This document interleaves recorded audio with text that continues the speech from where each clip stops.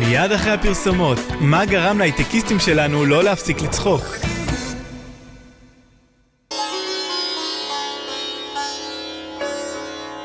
לילה חמים יורד על גני חוגה, ואנחנו הולכים לפגוש את עוזי, טיפוס אופטימי במיוחד, שמאמין שהתרופה הטובה ביותר לכל בעיה היא פשוט לצחוק. ערב טוב לכם חבר'ה, קוראים לי עוזי, ואני באתי כל הדרך למקום המקסים הזה כדי שנחווה ביחד חוויה שנקראת סדנת יוגה צחוק. קודם כל, מה זה הצחוק? זה פעולה של השרפת, שעולה ויורדת ומזיזה איתה את כל הגוף. כשאנחנו נצחק פה שעה, אנחנו הולכים לשרוף 600 קלוריות. דבר שני, צחוק זה פעולה מדבקת. דבר שלישי, צחוק משחרר לנו במוח חומרים מיוחדים שנקראים אנדרופינים וסרוטונין. אלה חומרים שתורמים לכל מערכות הגוף. גם אם הצחוק הוא מלאכותי בלי סיבה.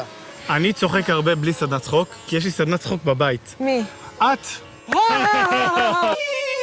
התרגיל הראשון נקרא תרגיל השלום. בתרגיל הזה אנחנו מסתובבים על המחצלת, לוחצים יד אחד לשני, אבל במקום לשאול מה העניינים, מה קורה עם הדדליין, דברים כאלה, רק צוחקים ועוברים למישהו הבא. מתחילים!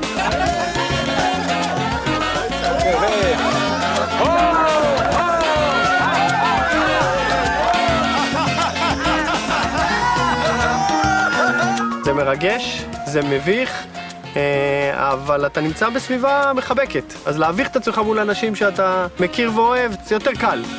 כל אחד מתבקש לשלוף פלאפון דמיוני ולהחזיק אותו ביד ימין. אנחנו מצמידים בתרגיל הזה את הפלאפון לאוזן הימנית שלנו, מסתובבים על המחצלת ונקראים מצחוק מה שאנחנו שומעים בשיחה הזאת, אוקיי?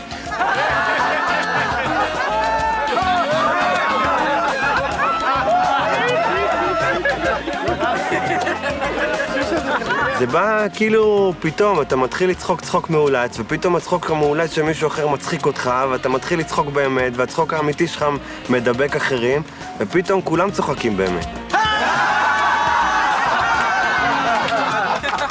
אני טוען שגם במקומות עבודה, איפה שיש רצינות וכבדות וכובד ראש, מומלץ לצחוק, מומלץ להשתמש בהומור, מומלץ לנצל מומנטום של משהו מצחיק ולצחוק ממנו. מקומות עבודה שצחוקים בהם, העובדים נהנים לעבוד בהם, וגם בסופו של דבר התפוקה שלהם עולה. אוקיי, איפה הבחור הזה שעוד מעט עוזב אתכם? שמעתי שיש איזה בחור כזה. בוא אלינו רגע לכאן. מה שמך? יני, בוא תעמוד רגע איתי. בתרגיל הזה, יני מצביע על כל אחד מכם וצוחק בצחוק גדול. מתחילים. כולם? על כל אחד בנפרד, תן לו תשומת לב. להמשיך, הלאה, יש לך הרבה חבר'ה פה.